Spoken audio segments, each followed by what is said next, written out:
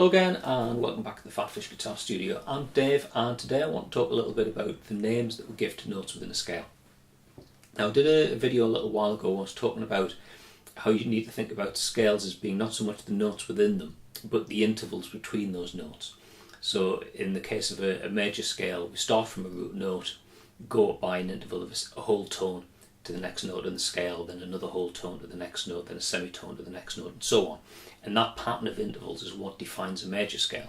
So if you start on a note like C and go up by that set of intervals, you get the C major scale. That scale has got notes C, D, E, F, G, A, B, and up to C again. We'll take the same set of intervals and start from a different note, say D, play the same set of intervals, and we get D, E, F sharp, G, A, B, C sharp, and up to D. Different note names, but the intervals between the notes are the same, so it makes it characteristically a major scale. Okay, now let's take a look at the chromatic scale. Now, if you've done any music theory, you'll have come across the chromatic scale before. And basically, these are the 12 notes that we've got, and it's basically just one fret at a time up the guitar neck, if you like. Now, we've only got these 12 notes to play with. They can repeat across a number of octaves, but we've only got 12 note names. So if we start on C and use that set of intervals that we use to define the major scale, we get these notes. Start on a D, same set of intervals, we get these notes, and so on. And now a scale that I was talking to a student about was F sharp major. The F sharp major is quite an interesting one. So we start on an F sharp and use the same set of intervals. Let's take a look at those notes on the chromatic scale. So we've got F sharp, G sharp, A sharp, B, C sharp, D sharp, and F. Now that looks right as you look at the chromatic scale there, but it's not actually right. The notes of the F sharp major scale are F sharp, G sharp, A sharp, B, C sharp, D sharp, and E sharp.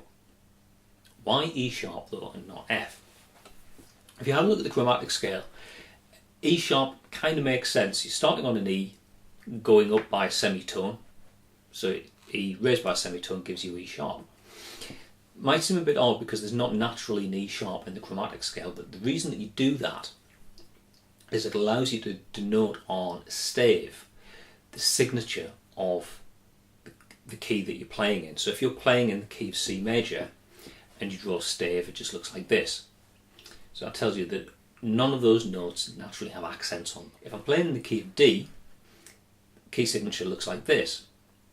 So that tells me that I've got the F sharp and C sharp notes in there are accented. And that means when I'm drawing dots on the line, I don't actually need to mark the F or the C as being sharp. The key signature kind of says to begin with any note that's on those lines, on those gaps, it's got a sharp in its name. And if we look at the key signature for F sharp major, we can see that the space for the E note has got a sharp on it. Well, why do we do that? Well, if you think we're playing in the key of F sharp major, we want to say that the notes on the F line are sharp. They've got sharp in the name, so we don't want to be drawing the sharp sign next to the note each time. But if we talked about that 7th degree of the scale as being an F natural, then we've got some confusion as to what are we actually drawing on the F line or on the F spaces. Are we doing an F sharp or an F natural? By making sure that when we name the notes in the scale, we only use each note letter once. It means we can easily draw a key signature that clearly says what accents are applied to any of the notes on the stave. Similarly, you could think of the chromatic scale as looking like this, where you've got some flat notes in there as well. And the same principle applies if you're working with a key that has flat note names in it. you'll always use note names that in the scale in such a way that you use each letter once and only once, and this applies to major scales and natural minors as well.